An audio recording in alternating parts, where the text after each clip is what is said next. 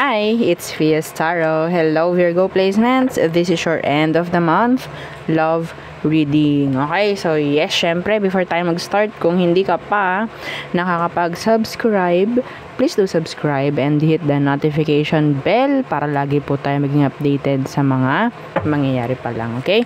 And syempre, kung meron pa pong mga tanong, okay, pagdating sa private reading, sa ating mga evil eye items, sa ating love bracelet, and sa ating granter, okay? Ito si love bracelet.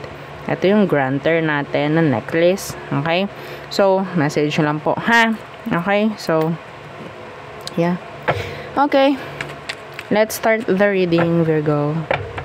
The person on your mind. Yeah, the person on your mind. Okay, ano bang meron sa kanya?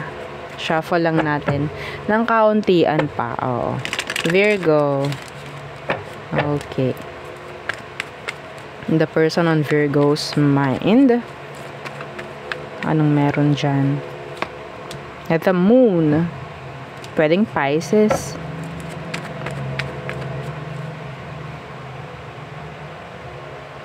Okay. Anong meron? Tingnan natin. The Ace of Cups, Universe. Nakatago ang emosyon ng taong to. Okay?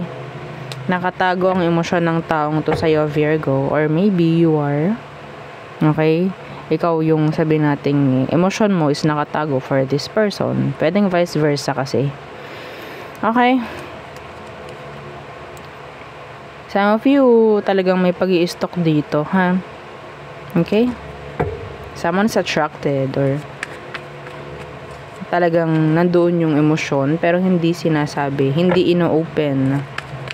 So siguro itong taong to hindi niya alam na gusto mo siya or vice versa. What?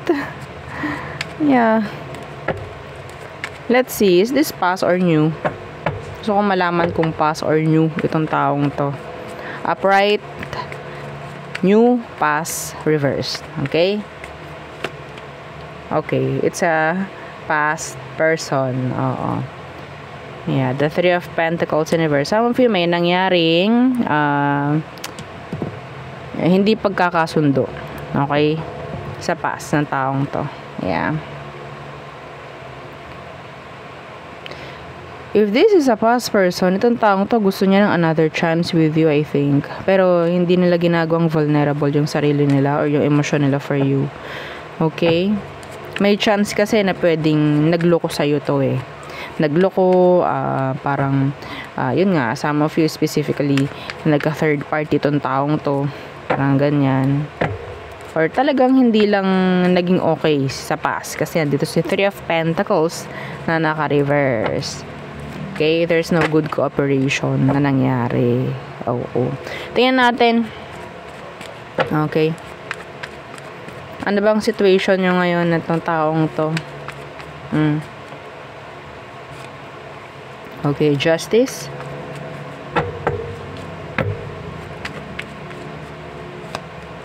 Okay, the Tower in reverse. Oh! Oh! Chat. Okay. So, ngayon, ang sitwasyon. Ito I think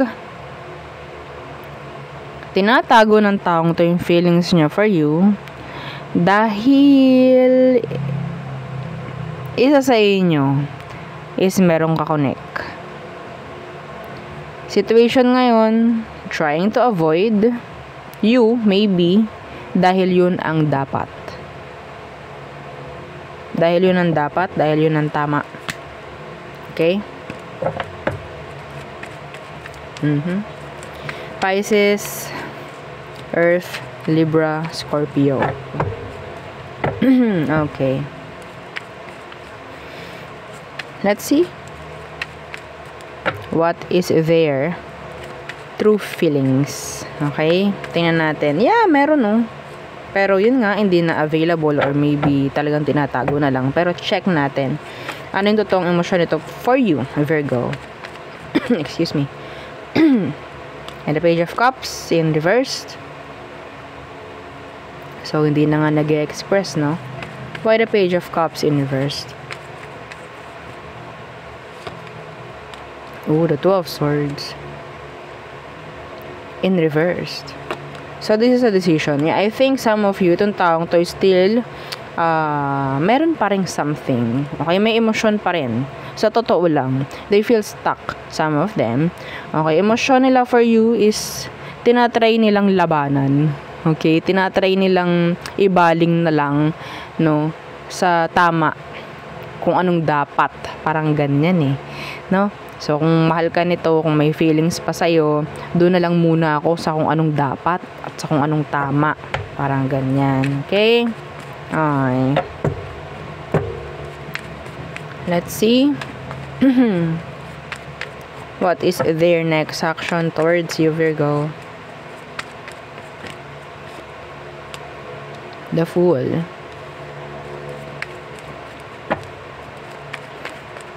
And oh no.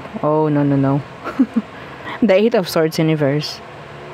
So, may chance next action ng taong to is parang magbabaka sakali. Try to reach you. Try na mag-send ng message if ever. Parang ganon. Okay? Yeah. Being sneaky. Yeah, being sneaky. Some of them, they're trying to stalk you nga. Okay? Yeah. Yeah. There's a third party involvement here. The Chariot and the Three of Swords. Okay? Andun yung parang naguguluhan siya. Virgo. Naguguluhan tong taong to. Okay? Kung ito man is closure or sabihin natin clarity, good thing kung ganon. Okay?